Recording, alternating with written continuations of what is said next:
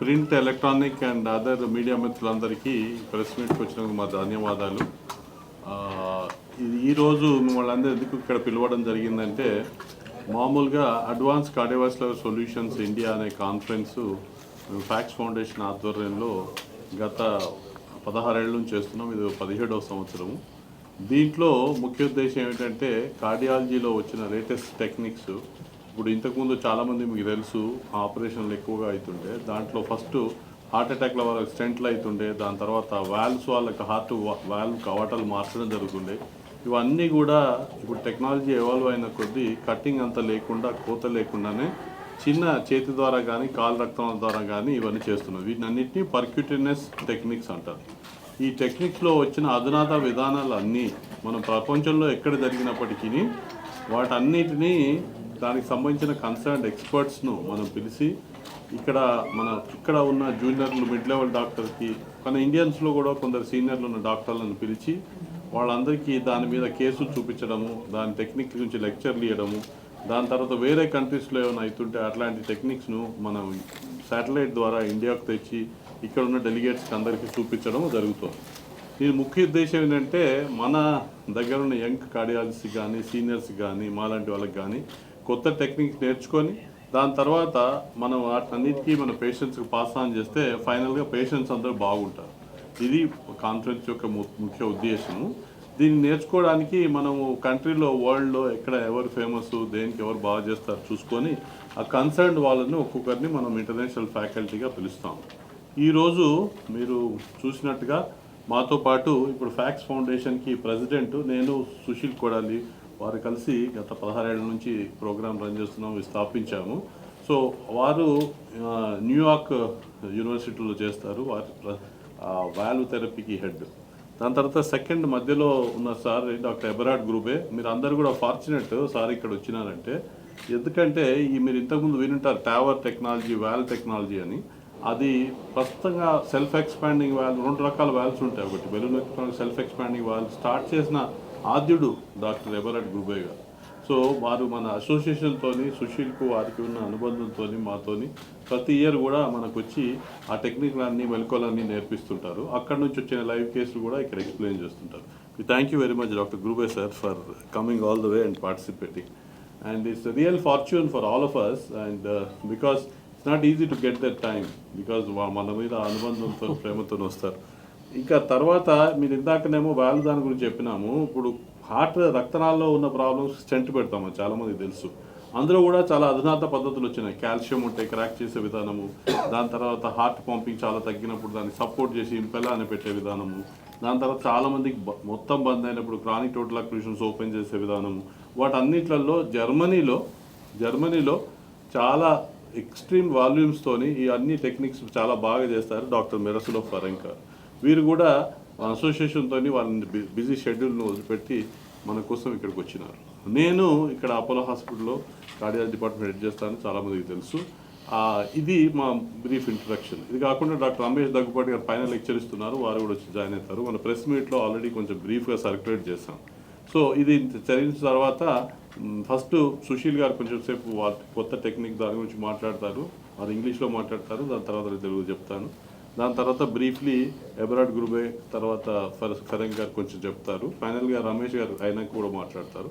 Finally we can take some question and answers in the end. మీకు I think చాలామందికి తెలుగు అర్థమవుతుందని తెలుగులో మొదలుపెట్టాను, వాళ్ళు ఇంగ్లీష్లో చెప్తారు, మళ్ళీ కావాలంటే మనం తెలుగులో మాట్లాడతాం. సరేనా Sushil, you can just. The goal of the meeting is the same as it's always been. There's a lot of evolution that happens in transcatheter valves. We talked about coronary disease, we talked about valve disease, peripheral disease. All of these therapies are designed to try and treat cardiovascular problems without surgery.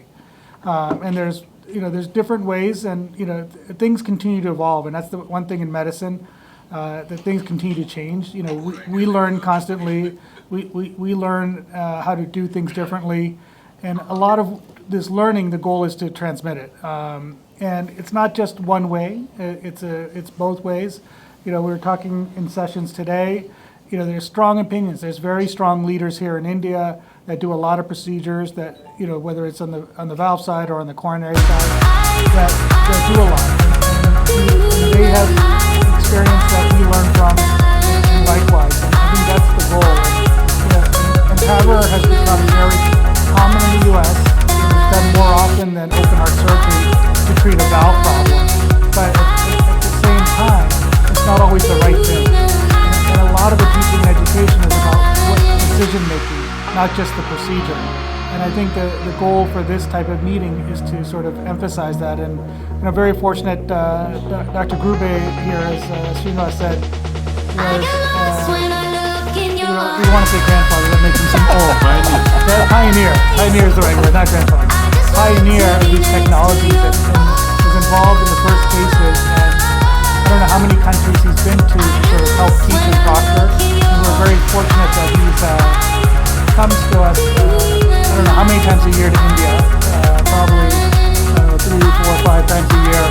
And he's really been instrumental in sort of technology moving forward, but also helping to rationally distribute the technology, educate people. Because the challenge with these types of technologies, especially in a country like India, where financial resources play a significant role, and that there aren't as much access to care. And then the physicians that do the procedures may not do that many because the technology itself is limited. So the way when you get better at something by doing it repetitively. If you don't do it repetitively, the way you get better is by courses and learning and transmission of shared knowledge. So I'll stop there and Srinivas, if you want to. అంటే సుశీల్ గారు ఏం చెప్పారంటే ఒట్టి procedure చేయడమే కాదు, ఎట్లా చేయడము ఒట్టిగా నేర్చుకోవడం కాదు, ఎవరికి కరెక్ట్గా చేయాలి, ఏ పేషెంట్కి ఏ ప్రొసీజర్ చేయాలనేది హార్ట్ టీమ్ కాన్సెప్ట్ ద్వారా డిసైడ్ అవుతుంది. సో ఏదో ఒకటి నాకు వచ్చని చేయడం కాదు, పేషెంట్ ఆపరేషన్ డాక్టర్ దగ్గర పోతే ఆపరేషన్ చేయడము, మా దగ్గరికి వస్తే స్టెంట్ పెట్టడమో ట్యావర్ చేయడము కాదు, ఏది కరెక్ట్గా చేయాలి, ఎవరు చేయాలనే విషయం కూడా సిద్ధాస్తులైన గురుబే లాంటి సీనియర్స్ అందరూ వచ్చి ఇక్కడ డాక్టర్స్కి ఎక్స్ప్లెయిన్ చేస్తారు. అది కూడా ఇంపార్టెంట్. సో ఒట్టి ప్రొసీజర్ ఎవరికి చేస్తామనే కాదు, ఎట్లా చేస్తారనే కాదు, ఎవరికి చేస్తారనేది కూడా చాలా ఇంపార్టెంట్. అందరూ యంగ్స్టర్స్ నేర్చుకోవాలనేది కూడా దీని ఉద్దేశం. సో ఇది వారు చెప్పింది ప్రిసైజ్గా. మేము అపోలోలో స్టార్ట్ చేసినప్పుడు సుశీల్ కొడాలి గారు, డాక్టర్ రమేష్ దగ్గుపాటి గారు అక్కడ యూఎస్ నుంచి వచ్చి చాలామందికి మాకు ఈ టెక్నిక్ నేర్చుకున్నాం కనుక 6-7 ఇయర్స్ బ్యాకే చేసడం మొదలెట్టినాం కనుక ఇప్పుడు ఇండియాలో ఇప్పుడు ఉన్న హైదరాబాద్లో కూడా ఈ అడ్వాన్స్ టెక్నిక్స్ అన్నీ మనం అపోలో హాస్పిటల్లో చేస్తున్నాము. ఇది బ్రీఫ్గా వారు చెప్పినారు. ఇప్పుడు ఎవరాడ్ గురుబాయ్ గారు వారు సందేశాన్ని ఇంగ్లీష్లో చెప్తారు. నేను కావాలంటే మళ్ళీ దాన్ని మారుస్తాను. Thank you again to invite me. I'm very happy to be here again in Hyderabad. So finally I think around 40 times in India as a proctor, and I finally could treat hundreds of very sick Indian patients. What we observe now worldwide, there is a problem with calcified lesions. And so the people are going to be older, and we have to manage much more complex coronary lesions. And stenting became just one of simple steps during PCI. The most important topic is now optimal lesion preparation, and to achieve lesion preparation, just to put the stent in correct position and to open the stent perfectly, before upfront you need lesion preparation steps like orbital atherectomy, rotablator use, laser use, and shockwave therapy. And this is now the most important part for coronary business in India. You have many patients with really diffuse calcified coronary lesions. This is my personal observation.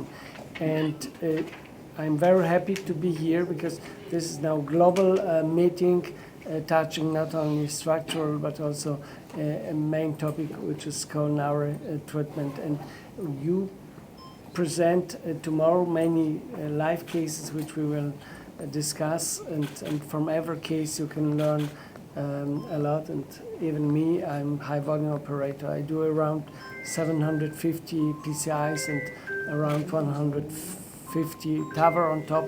That's a good number, but I can still learn here a lot. Thank you so much. Thank you, sir. Srinivas, before you explain, maybe just also emphasize, like. Afternoon, everyone. I'm a little bit intimidated, not so much from from photographs and phones, but the amount of micros, I think it's the first time. And I'm not a politician, obviously. They're used to this stuff. We are not. But I'm extremely grateful to be back in India. I'm very grateful because we have been friends for many, many years. And at my age, I grew with this field of structural heart disease, dealing with not coronaries, but with the structure of the heart in every aspect. And I was very lucky to be part of that. And I look today when these treatments are basically state of the art.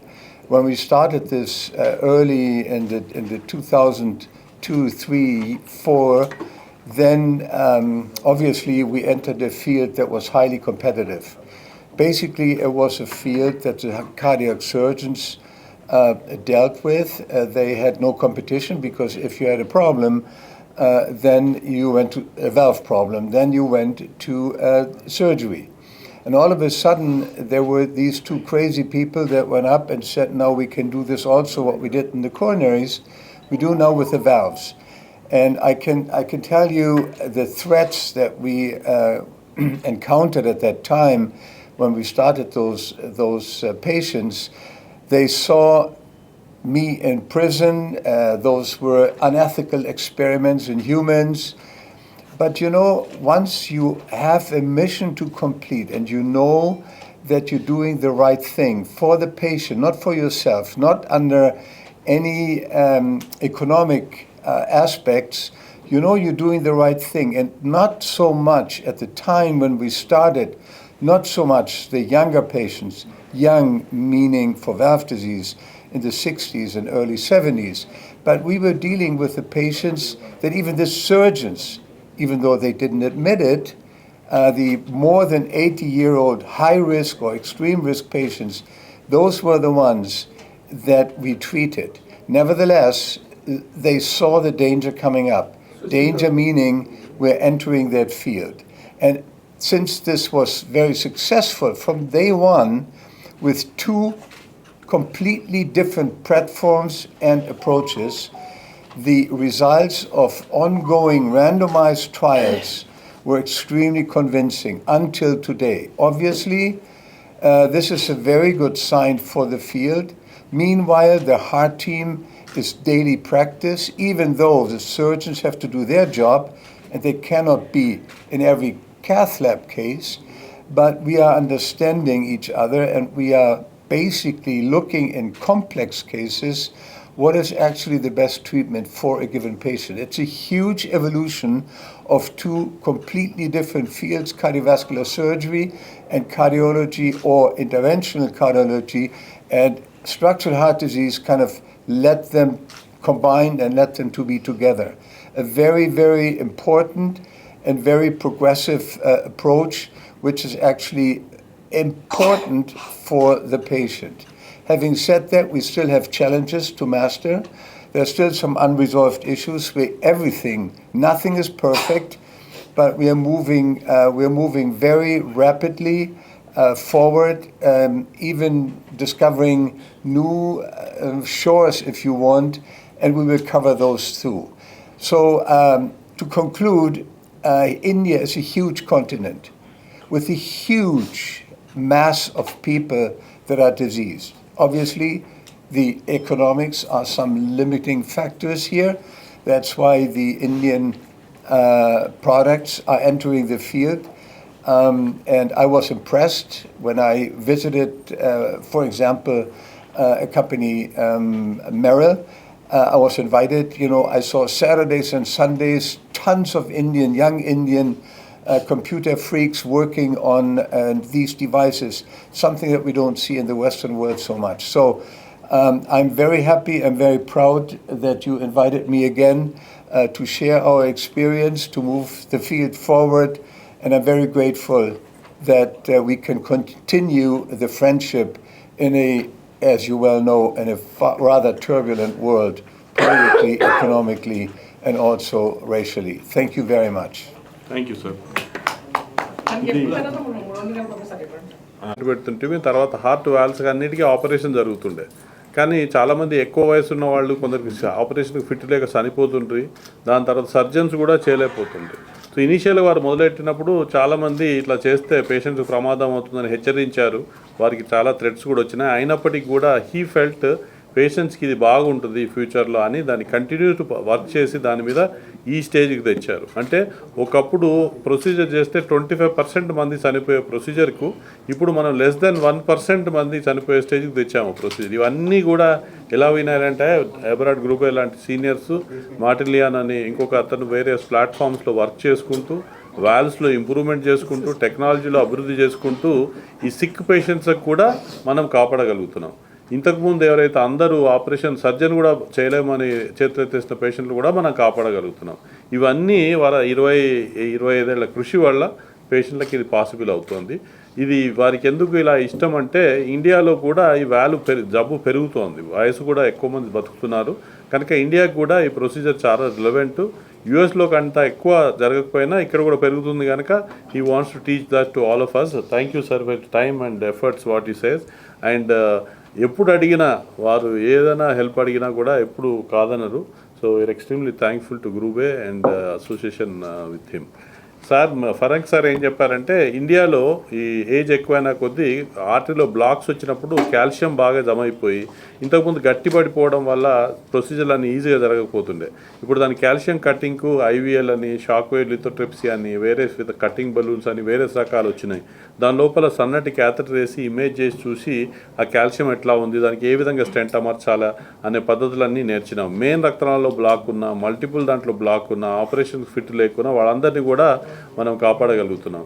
ఇంకా ఏంటంటే ఈ మధ్య డ్రగ్యులేటింగ్ బలూన్లని కొత్తగా వచ్చినాయి. సన్న vessels ఎక్కడైతే stent పెట్టరాని చోట కూడా ఆ స్పెషల్ బలూన్లు వాడి పేషెంట్లను కాపాడగలుగుతున్నాం. ఇది చెప్పారు. తర్వాత సుశీల్ ఏమైలైట్ చేశారంటే మన ఇండియాలో యంగ్ పీపుల్కి ఎక్కువగా వస్తుంది జబ్బు. హార్ట్ అటాక్లు వెస్టర్న్లో వారు చెప్పింది ఏంటంటే 40 ఏళ్ళ తక్కువ పడిన వాళ్ళు యూఎస్లో తక్కువగా చేస్తుంటే ఇక్కడ ఇండియాలో చాలామందికి 1/3 పాపులేషన్కి కూడా 40-45 ఇయర్స్ ఏజ్ ఉంటారు. కనుక మనం అందరం కూడా ప్రివెంటివ్ మెషర్స్ అనేది డాక్టర్ రమేష్ గారిని చెప్పమంటున్న తర్వాత ఎక్కువ ముందు నుంచే చేస్తే మనం జబ్బు రాకుండా కాపాడుకోగలుగుతాం. సో రేపటి నుంచి ఇప్పుడు మీరు అందరికీ కుతూహలం ఏముంటుందంటే 1500 మంది డాక్టర్లు అక్రాస్ ఇండియాలో ఇది సెకండ్ బిగ్గెస్ట్ మీటింగ్ రిజిస్టర్ చేసుకున్నారు. 23 లైవ్ కేసులు ఉన్నాయి వేరే ప్లేసెస్ నుంచి, ప్లస్ యూఎస్లో 2 సెంటర్స్ నుంచి కూడా ఉంది. తర్వాత ఇండియాలో మల్టిపుల్ చోట్ల నుంచి ఉంది, ఢిల్లీ, ముంబై, చాలా చోట్ల నుంచి ఉన్నాయి. దాంట్లో ప్రత్యేకంగా ప్రొసీజర్లను మనం ఎక్స్ప్లెయిన్ చేస్తుంటాం. అయోటిక్ వాల్వ్లో స్టినోసిస్ నారోయింగ్కే ప్రొసీజర్ చేస్తుంటే ఈ మధ్య లీకేజ్ కూడా కొత్త ప్రొసీజర్ వచ్చింది. దాన్ని ఫస్ట్ టైం ఇండియాలో అయోటిక్ రిగర్జిటేషన్ మన లైవ్ కేసు ద్వారా అందరికీ మనం అమెరికా నుంచి మన లైవ్ డెమాన్స్ట్రేషన్ చేస్తున్నాం. ఇది కాన్ఫరెన్స్ ప్రొసీడింగ్స్ అవి. ఇప్పుడు నేను అన్నట్టుగా ఇంతకుముందు మనము ఎక్కువ యంగ్స్టర్స్లో వస్తుంది. రమేష్ దగ్గుపాటి గారు కూడా we're fortunate to have him. ఆయన ఇండియన్ ప్లస్ అగైన్ యూఎస్లో కూడా మంచి ప్రఖ్యాత ఇన్స్టిట్యూట్కి హెడ్డింగ్ చేస్తున్నారు. చాలాసార్లు వాళ్ళు ఏ మీటింగ్ ఉన్నా ఇక్కడ పేషెంట్స్కి హెల్ప్ కావాలని వచ్చి చేస్తుంటారు. వారి అనుభవాలు ఇండియా యంగ్ పేషెంట్స్కి ఎందుకు వల్ల వస్తుంది, దానికి ఏ విధంగా చేస్తే మనకు బాగుంటుంది అనేది ప్రెస్ మీడియా ద్వారా చెప్పడం అవసరం కనుక వారిని దాని గురించి వివరించమని చెప్పండి. ఇప్పుడు మనం అందరం ఇక్కడ ఉన్నామంటే ఎందుకని, అది ముఖ్యంగా తెలుసుకోవాల్సింది ఏంటంటే మన ఆరోగ్యం బాగుపడాలి. ఆరోగ్యం ఎలా బాగుపడుతుందంటే మనకి ఆహారం అనేది చాలా ముఖ్యం. ప్రతి ఒక్కళ్ళు మంచి ఆహారం తీసుకోవాలి, కొలెస్ట్రాల్ అనేది తగ్గించుకోవాలి, ఎక్సర్సైజ్ అనేది చేస్తూ ఉంటే రెగ్యులర్గా అవి ముఖ్యంగా మనకు హార్ట్ అటాక్స్ చాలా తక్కువగా వస్తాయి. ఈ కొలెస్ట్రాల్ ఎక్కువ అయ్యే కొద్దీ రక్తనాళాల్లో కొలెస్ట్రాల్ పూడుకుపోవటం, తర్వాత కాల్షియం అవుతుంది అన్నమాట. అదే అందుకని అవన్నీ చాలా ఇబ్బందులు తీసుకొస్తాయి. అవన్నీ తగ్గించుకోవాలంటే కొంచెం ఆహారం జాగ్రత్తగా ఉండాలి. చిన్నపిల్లల్లో హార్ట్ అటాక్లు ఎక్కువ మంది చూస్తున్నాము. 20-25 సంవత్సరాల పిల్లలు కూడా హార్ట్ అటాక్లు వచ్చి చచ్చిపోతున్నారు. ఎక్సర్సైజ్ చేస్తా ఇప్పుడు అలవాటు లేకుండా సడన్గా వెళ్ళిపోయి ఎక్సర్సైజ్ చేస్తున్నారు, వాళ్ళకు కూడా హార్ట్ అటాక్లు వస్తున్నాయి. అదే నిదానంగా నడవటం మొదలుపెట్టి తర్వాత పరిగెత్తటం, గ్రాడ్యువల్గా వెయిట్ లిఫ్ట్స్ అయి చేసుకుంటాం మంచిదే. అందుకని జాగ్రత్తగా ఉండాలి ఎవరైనా, అది ఒకటి ముఖ్యంగా ఉండాలి. ఇంకోటి ఏంటంటేనండి మనకి ఈ కవటంలో కూడా కాల్షియం అనేది డిపాజిట్ అవుతుంది ఎక్కువగా పెద్ద అయ్యే కొద్దీ. అప్పుడు ఈ కవటాలు సరిగ్గా తెరుచుకోకపోవటం, దాన్ని అయోటిక్ స్టెనోసిస్ అంటాము. అది కూడా దాన్ని ఇందాక క్యాథెటర్ ద్వారా కవటం మార్పిడి అనేది చేయొచ్చు. ఈ రెండు ముఖ్యంగా మనం ఈ మధ్యన ఎక్కువగా చూస్తున్నాం ఇండియాలో కూడా మిగతా కంట్రీస్ అందరూ. ఈ ACVS అడ్వాన్స్ కార్డియోవాస్కులర్ ప్రోగ్రామ్ అనేది ఎందుకు జరుగుతుందంటే ఈ ప్రాపర్ ఎడ్యుకేషన్ ఉంది కానీ మనకి డాక్టర్లు అవ్వటానికి ఈ కవటం మార్పిడి గురించి, తర్వాత ఎక్కువగా కాల్షియం ఉంటే ఎలా తీయాలి, అది పూర్తిగా కరిగిపోవటం అనేది అపోహే, అది లేదు యాక్చువల్గా. చాలామంది అంతకుముందు న్యూస్ పేపర్లో చూసుంటారు, ఏదో లేజర్ చేస్తే కరిగిపోతుంది అవన్నీ వస్తాయి మొత్తం మాటలు. ఎలా కరుగుతుందంటే కొంచెం కాల్షియం తగ్గించుకుంటే మందుల ద్వారా అవ్వచ్చు. ఒకవేళ వాళ్ళకి హార్ట్ అటాక్ వస్తే ఎలా వాళ్ళని బతికించాలనేది కూడా ఈ మీటింగ్ ద్వారా చిన్నపిల్లలకి నేర్పిస్తున్నాం అన్నమాట. అంటే చిన్నపిల్లలు అంటే వాళ్ళందరూ డాక్టర్సే, కాకపోతే పర్టికులర్ ట్రైనింగ్ అనేది లేదు. అమెరికాలో అయితే 1 year 2 సంవత్సరాల ట్రైనింగ్ ఉంది దీనికి. ఇక్కడ ఆ ట్రైనింగ్ లేదు కాబట్టి ఈ మీటింగ్లు జరుపుతా ఇట్లా లైవ్ కేసెస్ అనేవి వేరే కంట్రీస్ నుంచి ఇక్కడి నుంచి వాళ్ళకి చూపెట్టి ఎలా చేయాలనేది ఇక్కడ మాట్లాడుతూ ఉంటాము. వాళ్ళు అక్కడ ప్రొసీజర్ చేస్తూ ఉంటారు. అది నేర్చుకుంటే మనందరికీ, ఎందుకంటే పేషెంట్లు మనందరం ఎప్పుడొకప్పుడు పేషెంట్లు అవుతాం. మనం ట్రీట్ చేయాలంటే వాళ్ళ డాక్టర్స్కి వాళ్ళని బాగా ఎడ్యుకేట్ చేయాలి. అది మన డ్యూటీ, మన రెస్పాన్సిబిలిటీ. అందుకనే ఈ మీటింగ్ పెడుతున్నామండి. అందుకని అందరూ చాలామంది డాక్టర్ శ్రీనివాస్ కుమార్ గారు చెప్పినట్టు 1500 మంది రిజిస్టర్ అయ్యారు. పెద్ద మీటింగ్. చాలామంది ఇప్పుడు బాగా రూమ్ అంతా ఫుల్ అయిపోయి ఉంది, అందరూ నేర్చుకుంటున్నారు. సో మనందరూ మన బాధ్యత ఏంటి? ఈ మీరు మీడియా అనేవాళ్ళు మీరే యాక్చువల్గా న్యూస్ సరిగ్గా వెళ్ళాలి, జనం తెలుసుకోవాలి. ఏంటంటే ఆహారం అనేది ముఖ్యం, ఎక్సర్సైజ్ అనేది చాలా ముఖ్యం. డయాబెటీస్, షుగర్ ఎక్కువ మనకి ఇండియాలో 50%. అంటే మనం 1.5 బిలియన్ పీపుల్ ఉంటే దాంట్లో 50% వాళ్ళకి డయాబెటీస్ ఉంది. ఫుడ్ కలరింగ్ ఏజెంట్లు వేస్తారు, దానివల్ల వచ్చే ప్రాబ్లమ్స్ వేరే, లివర్ దెబ్బతినవటం, లేకపోతే హార్ట్ అటాక్లు రావటం, ఇవన్నీ ఈ ఫుడ్ కూడా అడల్ట్రేషన్ అంటాము. దాంట్లో కల్తీ కలవటం కానివ్వండి, లేకపోతే కలరింగ్ ఏజెంట్లు అవనివ్వండి, ఏదైనా కానీ మంచిది కాదనమాట. అందుకని ఇంట్లోనే వండుకుంటూ జాగ్రత్తగా చూసుకొని ఆర్గానిక్ ఫుడ్స్ అనేవి ఎక్కువగా తింటే మనకి కొంచెం హార్ట్ అటాక్లు తక్కువగా వస్తాయి. Thank you. నేను బిఫోర్ వి క్లోజ్ చూస్తాను. అదే ఇప్పుడు అంటే లక్కీగా డాక్టర్ లేకుండా ట్రీట్మెంట్ చేసే విధానం అయితే లేదు, మా లైఫ్ టైంలో రాదు. కాకపోతే మీరు చెప్తారా Sushil, your role of integration? అదే ఒక ముఖ్యమైన విషయం ఏంటంటే మనం ఇందాక చెప్పిన విధంగా అడ్వాన్స్ మెథడ్స్ ద్వారా ప్రొసీజర్లని చేస్తున్నాం. కానీ వాల్వ్ పెట్టినా స్టెంట్ పెట్టినా రోగి ముఖ్యంగా దాన్ని కాపాడుకోవాలి. అంటే కొన్ని నియమాలు పాటించాలి. మళ్ళీ రాకుండా ఉండేదానికి కూడా కొన్ని మందులు వచ్చినాయి. అదేంటంటే యాంటీప్లేట్లెట్స్ అని, బ్లడ్ థిన్నర్స్, దాని తర్వాత కొలెస్ట్రాల్ తగ్గించే మందులు. కొలెస్ట్రాల్ తగ్గించే దాంట్లో లాస్ట్ ఇయరే వచ్చింది ఇంక్లిసిరాన్ అనే మెడిసిన్. చాలా సిగ్నిఫికెంట్గా కొలెస్ట్రాల్ తగ్గి మళ్ళీ హార్ట్ అటాక్లు రాకుండా తగ్గించవచ్చు అని మనకు అధ్యయనాలు తెలిసింది. ఇప్పుడు నెక్స్ట్ రీసెర్చ్ ఏమొస్తుందంటే హార్ట్ అటాక్లు లానోళ్ళు కూడా తీసుకుంటే ఇంకా యంగ్ ఇందాక చెప్పినట్టుగా రాకుండా కాపాడుకోవచ్చా అనేది అధ్యయనాలు జరుగుతున్నాయి. సో ఈ కొత్త రకమైన మందుల ద్వారా హార్ట్ అటాక్లు కూడా తగ్గించవచ్చు అని మనకు ఎవిడెన్స్ వచ్చింది. అదే కాకుండా మనం చాలామందికి పిల్లలలో మీరు టీకాలు వినుంటారు, చాలామందికి పుట్టినప్పటి నుంచి డిపిటీ, పోలియో టీకాలను ఇస్తాం. అదే కాకుండా అడల్ట్స్లో కూడా ఈ డిఫ్తీరియా, పర్టిసిస్ టైప్ ఏదైతే influenza vaccines, Haemophilus influenza, pneumococcal vaccines ఇవి తీసుకోవడం వల్ల ఏంటంటే వైరల్ ఫీవర్స్ అవాయిడ్ అయ్యి వైరల్ ఇన్ఫెక్షన్స్ రాకుండా ఉంటే హార్ట్ అటాక్లు మళ్ళీ అట్లాంటికి సంబంధించిన ప్రమాదాలు కూడా తగ్గుతుందని మనకు కొన్ని అధ్యయనాలు వచ్చింది. కనుక అడల్ట్ వ్యాక్సినేషన్ ప్రోగ్రామ్ కూడా ఇంపార్టెంట్. అంటే మనకు పెద్ద అయిన వాళ్ళకి వ్యాక్సిన్ తీసుకోవడం ఏంటనేది మనం అందరు సర్ప్రైజ్ కావచ్చు. కానీ అధ్యయనాలు ఏం తెలిసిందంటే ఇండికేషన్ వైజ్ క్లాస్ 1 ఇండికేషన్ అంటారు, అంటే తప్పక చేయాల్సిన పని, బెనిఫిట్ ప్రూవ్ అయిందనేది. ఈ వ్యాక్సినేషన్లు కూడా తీసుకుంటే మీరు చాలామంది వినింటారు కోవిడ్ టైమ్స్లో కోవిడ్ వ్యాక్సిన్ వచ్చింది, అది కూడా ఒక గైడ్లైన్స్లో వచ్చింది. అలాంటివి కాకుండా I can't go in to details of all the diseases, all vaccines, కానీ దానికి షింగిల్స్ వ్యాక్సిన్ అని, ఇంకా దాని తర్వాత దగ్గు న్యూమోనియాలు రాకుండా తీసుకునే ఎస్పెషల్లీ హార్ట్ పంపింగ్ తక్కువ ఉన్న వాళ్ళు, హార్ట్ అటాక్ వచ్చి పంపింగ్ తగ్గిన వాళ్ళకి అది తీసుకోవడం వల్ల ఇంకా లాభం ఉంటుందని వచ్చింది. సో మా కాన్సెప్ట్ ఆఫ్ ఈ మీటింగ్ ఇంకో ముఖ్య ఉద్దేశం ఏంటంటే ఇంటర్వెన్షన్ చేయడం నేర్పించడమే కాదు, మళ్ళీ రాకుండా దానికి ఎట్లా ప్రివెంట్ చేయాలా, ప్రొసీజర్ చేసినాక ఎటువంటి ఇంజెక్షన్స్ తీసుకోవాలి, ఫాలోఅప్లో ఎట్లా చేయాలనేది కూడా మనం డిస్కస్ చేస్తున్నాము. అందుకనే జస్ట్ హైలైట్ చేయడానికి వాళ్ళు అక్కడ ఒక వ్యాక్సిన్ దాని ఉద్దేశం జనరల్గా తెలియదు కనుక అడల్ట్ వ్యాక్సినేషన్ ప్రోగ్రామ్ అనేది కూడా అక్కడ పెట్టడం జరిగింది. పైన వీళ్ళ పార్టిసిపేట్ చేసే డాక్టర్లకు సంబంధించి వాళ్ళకి దాంట్లో కొంచెం కన్స్టిట్యూషన్లో కూడా ఆ డ్రగ్స్ అని ఇవ్వడం జరుగుతుంది. అంటే మీరు వినే ఉంటారు, వంశపారంపర్యంగా కొన్ని జబ్బులు వస్తున్నాయి. Look at that camera. అవి హార్ట్ అటాక్లు కూడా మన తాతలు ముత్తాతలు ఉన్నాయంటేనే మన తండ్రికి అన్నలకి ఉన్నాయంటే, చెల్లెళ్ళకి ఉన్నాయంటే కొంచెం మనం భయపడతాం. అది వంశపారంపర్యంగా రావచ్చు. దాన్ని ప్రివెంట్ చేయటం ఎట్లా? కొలెస్ట్రాల్ ఎక్కువగా ఉండొచ్చు, దానివల్ల కొన్ని కరెక్ట్ చేసినా కానీ మనకి హెరిడిటరీ డిసీజ్ అంటాం, అది అవాయిడ్ చేయడానికి ఈ వ్యాక్సిన్ తీసుకుంటే హార్ట్ అటాక్లు తగ్గచ్చేమోనన్న ఆశతో వ్యాక్సిన్ కూడా కనిపెట్టారు. అది ఇంకా అధ్యయనం బాగా జరుగుతుంది. కొందరు కొన్ని అయితే మందులు వచ్చేసినాయి ఆల్రెడీ మార్కెట్లోకి, ఇంకా కొన్ని వస్తాయి ఇంత ఫ్యూచర్లో.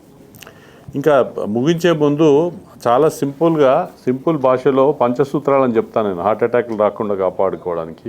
ఇది మీడియాకి అంతా చాలా ఇంట్రెస్టింగ్గా ఉంటుంది, ప్లస్ పబ్లిక్ కూడా తెలుసుకోవాల్సింది ఏంటంటే ఈ పంచసూత్రాలు పాటిస్తే మీకు హార్ట్ అటాక్ల బారిన పారాలసిస్ రాకుండా 80% కాపాడుకోవచ్చు అనే అధ్యయనంలో వచ్చింది. ఏంటంటే రోజుకు ఒక మినిమం 5-6 గంటలు హాయిగా నిద్రించాలి. అంటే టెన్షన్ లేకుండా నిద్రపోకుంటే సెల్స్ అంతా డ్యామేజ్ జరుగుతుంది. అలాగే కాకుండా మితంగా భుజించాలి, ఏదైనా కూడా అతిగా వద్దు, అతి సర్వత్ర వర్జ్యత అంటారు కనుక వెజిటేరియన్ ఫుడ్ మంచిది. మూడోది లైఫ్ అంటే చలనము, సమ యాక్టివిటీ చేయాలి. రోజు కనీసం ఒక 30 నిమిషాలు ఎక్సర్సైజ్ చేస్తే వారంలో 5 రోజులన్నా చేస్తే కూడా లాభం ఉంటుందని వచ్చింది. ఇందాక రమేష్ గారు చెప్పినట్టు బాగా సివియర్గా స్ట్రెన్యూస్ వెయిట్ లిఫ్టింగ్ ఎక్సర్సైజ్లు సడన్గా చేస్తే సడన్గా చనిపోయే ప్రమాదం ఉంటుంది. కనుక వార్మప్ చేసుకుంటూ దానికి ఒక గైడెడ్ విధానం ద్వారా మన శరీరానికి ఏది సరిపోతుందో అట్లాంటి ఎక్సర్సైజ్ చేసుకోవాలి. ఇంకా 4వది ఏంటంటే టెన్షన్ పెట్టుకోవద్దు, స్ట్రెస్ తీసుకోవద్దు అని చెప్పేదానికంటే హ్యాపీగా ఉండాలి. హ్యాపీగా ఉండే హెల్తీగా ఉండే అంటారు. అలా కనుక ఎక్కువ స్ట్రెస్ తీసుకోవడం మంచిది కాదు. స్ట్రెస్ఫుల్ తీసుకుంటే దానివల్ల హార్మోనల్ చేంజెస్ వచ్చి ప్రాబ్లమ్స్ ఉంటాయి. లాస్ట్లీ ఎవరికైనా మనకి డయాబెటీస్, బ్లడ్ ప్రెషర్, కొలెస్ట్రాల్ ఉంటే దానికి సంబంధించిన ట్రీట్మెంట్ తీసుకున్నట్టయితే ఈ ప్రాబ్లమ్స్ అన్నీ రాకుండా మనకి 80% కాపాడుకోవచ్చండి. మీరు అందరూ 5-year ప్లాన్ వినుంటారు. ఈ పంచసూత్రాలు ఫర్ ప్రివెన్షన్ కూడా మీ ద్వారా మీడియాకి అందరికి చెప్పండి, పబ్లిక్ అంతా ఎడ్యుకేట్ చేయండి. ఇవి కూడా మనం బ్రీఫ్గా డిస్కస్ చేస్తాము. ఇవే కాకుండా మీరు ఇంకేమైనా డౌట్స్ ఉంటే అడగండి. Sushil, you want to say anything finally before we close? So just for you, you talked about Next 5-10 years, I think, is going to define. AI is going to help. I think, 10 years ago, the term that was used a lot was precision medicine. Like, we give medicines to people, but medicines work better in some people than others. Certain medicines work better in some people than others. We don't know why. With AI, I think, we've always said we should define what works best in what individual. And hopefully AI will start to do that. So in terms of prevention, what are the goals? Because some people develop coronary disease, some people don't. Some people, these medications work, other people it doesn't. So how do we identify people at risk? How do we give a precise plan? And I think that's going to continue to evolve. AI is also important in terms of discoveries. The knowledge that's coming with it and new discoveries and everything, I think, is going to play a role. In terms of how we do procedures, it's becoming important in terms of helping us to plan procedures and do things like that as well. But it's honestly just at the beginning, because I think we're using it as physicians. Industry is using it to help them develop things. But eventually it's going to go directly to the patient. And it's not going to, in some ways, I think it will bypass the doctors. I wore one of those glucose monitors for a month, and it would give me alerts telling me, I learned what my food intake and everything else. So then it allows the patient to take more of an active role rather than just the physician as well. అంటే ఇంకా మనం procedure ప్లానింగ్లో కూడా ఏఐలో ఇప్పుడు aortic వాల్వ్కి ఏ విధమైన valve అమర్చాలి అదన్నీ కూడా ఆర్టిఫిషియల్ ఇంటెలిజెన్స్ ద్వారా స్టడీ చేసి దానికి ఎట్లా చేస్తే బాగుంటుంది అన్నట్లు కూడా స్టడీ జరుగుతుంది. సుశీల్ చెప్పినవి కాకుండా ఇంకా ఏంటంటే ఈసీజీ చిన్న విధానం. ఈసీజీ మామూలు చూస్తే మనకు తెలియదు, కానీ ఆర్టిఫిషియల్ ఇంటెలిజెన్స్ ద్వారా ల్యాక్స్ ఆఫ్ ఈసీజీస్ దానికి ఫీడ్ చేసిస్తే ఈసీజీలో మామూలు చిన్న టెస్ట్లో కూడా ఫ్యూచర్లో వీరికి అయోటిక్ స్టెనోసిస్ రావచ్చు, ఈ వాల్వ్ పెరగచ్చు అనేది ఫ్యూచర్ ప్రెడిక్షన్స్ కూడా అది ఎట్లా ఉపయోగపడుతుందానికి స్టడీస్ నడుస్తున్నాయి. అదేవిధంగా ప్రొసీజర్ చేసిన తర్వాత కొందరు సడన్గా చనిపోతుంటారు, పంపింగ్ తక్కువ ఉంటుంది. వీళ్ళందరి మానిటరింగ్ కూడా వేరే రకాల ఏఐ టెక్నాలజీతోని ఎట్లా డిటెక్ట్ చేయాలా, ఎట్లా సడన్ డెత్లు కాపాడాలనే దాంట్లో కూడా రీసెర్చ్ జరుగుతుంది. సో సుశీల్ గారు చెప్పినట్టుగా రాకుండా ఎట్లా చేయాలి, అర్లీగా డిటెక్ట్ ఎట్లా చేయాలి, చేసినాక ఏ టెక్నిక్ అన్నిట్లలో వేరే విధానాల్లో ఈ ఏఐ రోల్ ఉందండి. బట్ యాజ్ ఆఫ్ నౌ అయితే we still feel it is evolving stage. మొత్తము ఇంకా ఫ్యూచర్లో చాలా పొటెన్షియల్స్ ఉన్నాయి. ఫ్యూచర్లో చాలామంది పారామెడికల్ స్టాఫ్ పనిని మన మిగతా పనులు చేసే వాటిని ఎడ్యుకేషన్ కోసమైనా కానీ దాంతో డిటెక్షన్ అర్లీగా మన ఇండియా లాంటి కంట్రీలో పెద్ద ప్లేస్లలో అన్ని చోట్ల అందరు డాక్టర్లు ఉండరు, అట్లాంటి చోట కూడా ఏదైనా డివైస్ పరికరాలు పెట్టి కానీ జబ్బును ఎట్లా గుర్తుపట్టడానికి పనికొస్తున్న దాంట్లో కూడా చాలా నడుస్తుంది. ఈ ఫ్యూచర్లో ఇంకా ఇంకా జీన్ థెరపీ అని, దాని తర్వాత ఒక్కసారి ఒక ఇంజెక్షన్ తీసుకుంటే లైఫ్ టైం రాకుండా చేసేదానికి పద్ధతులు ఉన్నాయని చాలా రీసెర్చ్ జరుగుతుంది. బట్ యాజ్ ఆఫ్ నౌ అయితే కొన్ని ప్రొసీజర్లో మనం సింప్లిఫై చేసి రిస్క్ తక్కువగా చేయడానికి మాత్రం ఆల్రెడీ క్లినికల్ యూజ్లోకి వచ్చింది. సార్ ఇప్పుడు వంట నూనెల ద్వారా పొగ తాగడం వల్ల ఎక్కువ గుండె జబ్బులు వస్తాయి, ఇందులో వాస్తవంగా? అంటే ఏదైనా అండి, వంట నూనె టన్నులు మంచిది, ఆలివ్ ఆయిల్ మంచిదని అదే టన్నులు వేసుకుంటే అదే విషయం అవుతుంది. ఏదైనా మోతాదులో చేయాలా, మితంగా చేయాలా, అప్పుడు ప్రాబ్లం ఉండదు. జనరల్గా ఏ ఆయిల్ మంచిదంటే స్టడీస్లో ఏమొచ్చిందంటే రొటేషన్ ఆఫ్ ఆయిల్స్ మంచిదని. జనరల్గా ఏదైనా ఆయిల్ను మళ్ళీ రీకుక్ చేసిన ఆయిల్ వాడకూడదండి, అది డేంజరస్ అవుతుంది. అది ఆక్సిజనేషన్ అయిపోయి క్యాన్సర్ కారణకాలు అవుతున్నాయని తెలుసు. చాలామంది పూర్లో ఏంటంటే అట్లీస్ట్ రోడ్ సైడ్లో కూడా వాటిని మళ్ళీ ఆయిల్ వేయించి మళ్ళీ చేస్తే అది డేంజరస్. అట్లా చేయకూడదు, ఏదైనా మితంగా చేసుకోవాలి. అన్నిటికంటే మంచిది రొటీన్గా సన్ఫ్లవర్ ఆయిల్ వాడతారు, పర్లేదు. రొటేషన్ ఆఫ్ ఆయిల్ చేస్తే పర్లేదని, కొందరు కోకోనట్ ఆయిల్ మంచిదని, ఏదైనా కూడా మితంగా వాడండి. That is my message. అంటే మిక్స్డ్ ఆయిల్ అంటేనే రొటేషన్ ఆఫ్ ఆయిల్స్ అంటాము. Rotation of oil mixed oil అనేది ప్రత్యేకంగా దొరకలేదు. ఒక సన్ఫ్లవర్ ఆయిల్, ఇంకో చాలామంది ఏదో స్పెషల్ టైప్ ఆఫ్ ఆయిల్ అని చాలా కాస్ట్లీది కొనుక్కొని చేస్తారు. అదంతా అఫోర్డ్ చేస్తే వేరు, కానీ అందరు ప్రత్యేకంగా దానికోసమే మ్యారినేటెడ్ ఫుడ్ స్టఫ్స్ అని ఏదైనా అతిగా చేయకూడదు. ఫుడ్ స్టఫ్ ఒక ఆయన వండి మటన్ తినమంటాడు, ఏం తినద్దు అంటాడు, ఆయన ఇంకోటి తినమంటాడు. ఏదైనా నేచర్ నుంచి అతిగా డివైడ్ చేస్తే దానికి ప్రాబ్లమ్స్ వస్తాయండి. ఏదైనా మితంగా చేయండి. Traditional Indian diet, vegetarian diet was quite good because they use to also work and walk. That is becoming less.